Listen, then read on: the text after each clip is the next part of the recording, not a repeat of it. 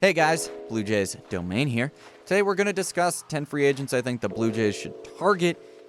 You kind of get a theme throughout the video. I have a very few bats. It's mainly pitching, starting pitching, relief pitching. I think that's where the Jays are going to be the most active. It just makes the most sense. That's where the holes were last year. I don't think there's a lot that they're going to be able to accomplish in free agency via bats, just because I don't really know how many of the top guys are going to want to come hit in Toronto with Vladdy and Bo not extended. The future is uncertain.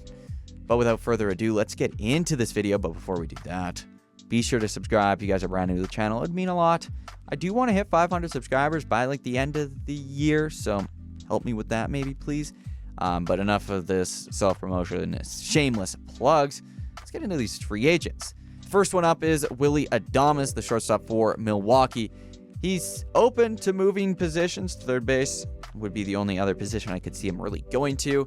His defense did go down. That's a little bit scary. He does want to stay at shortstop, which could hurt the Blue Jays. But again, Bo Bichette is not extended. He could be a Bo Bichette replacement. They might be like, hey, 1 year you're going to play at third base, then you're going to be the shortstop for the rest of the future. Willy Adames last year hit .251. He had 32 home runs, 112 RBIs in a very good Milwaukee lineup. But again, that defense plummeted this year, and that's a little scary. Next one up is relief pitcher Tanner Scott. He's the top arm in the bullpen side on free agency. He had a 1.77 ERA, 84 strikeouts, 22 saves. He's a lefty with split time between Miami and San Diego, and he slots in as the closer on any team. Jays need a closer. Jordan Romano's future uncertain. A couple of buyouts in there. Who knows what's going to happen, or not buyouts, non-tenders. Tanner Scott shores up a really bad bullpen. Also, as a relief pitcher, I got Jimmy Garcia. Come home. He had a 3.46 ERA, 49 strikeouts, and a .90 whip. That's nuts. Disgusting. He was so good.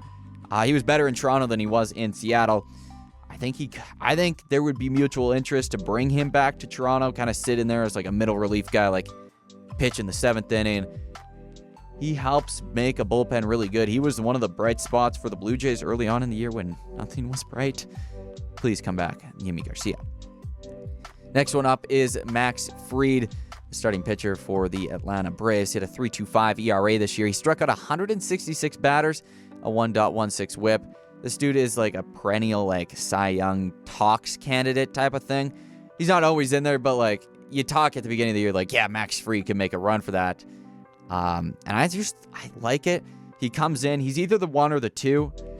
He's either in front of everyone or he's behind Jose Barrios. He shores up a rotation. He allows Yariel Rodriguez to go to the bullpen, Bowden Francis, and can kind of mix around in that 5 spot. Alek Manoah is allowed to rehab properly. Jake Bloss doesn't have to rush in. There builds competition, and he's an ace. He's a dude you want in the playoffs. Max Fried, come to the Blue Jays. Next one up is also an old friend. It's Teoscar Hernandez. He had 272 this year with the Dodgers. 33 home runs, 99 RBIs, World Series champion. I don't see this one happening, but I think the Jays should target him. Again, relationship with Vladdy helps. Being in Toronto helps. I think if there's any hitter, he feels pretty realistic to come over, but it's hard to pry him away from the Dodgers.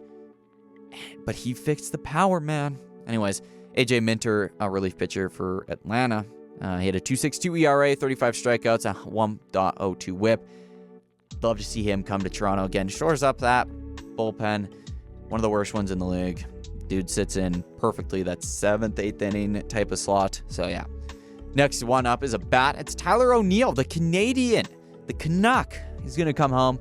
He had 241 last year in 80 games or something like that. 31 home runs, 61 RBIs. He does have injury problems. That's your only concern with Tyler O'Neill, because when he's on the field, he's a dog. When he's off the field, though, is injured a lot. You don't want to deal with that. But again, dude fits the bill. Power is what the Jays need. Next one up is another relief pitcher, Carlos Estevez. A 2.45 ERA, 50 strikeouts, a .91 whip. Shores up the bullpen. You guys get the picture. And then Jonathan Loaisiga didn't really pitch much this year. He had a 0 ERA in 3 games. Last year, he had a 3.02 ERA in 12 or 17 games. Had some injury issues, but he's a good Chad Green candidate from a couple of years ago. I don't know if people remember that deal. I think Jonathan Loaisiga helps this bullpen a lot, assuming he stays healthy. And then to end her off, Juan Soto. Last year, he hit 288, 41 home runs, 109 RBIs. Dude's just great. Jays are targeting him. I think they should continue that pursuit. Obviously, he's one of the best hitters the sport has ever seen, and it'd be sick to see him in a Blue Jay uniform or at least jack the price up for the Yankees. But that's all. Those are all the free agent targets. If you guys want to add anyone, tell me in the comments. Other than that, if you enjoyed the video, be sure to leave a like and subscribe if you guys are brand new to the channel, and I'll catch y'all in the next one. Peace out and goodbye.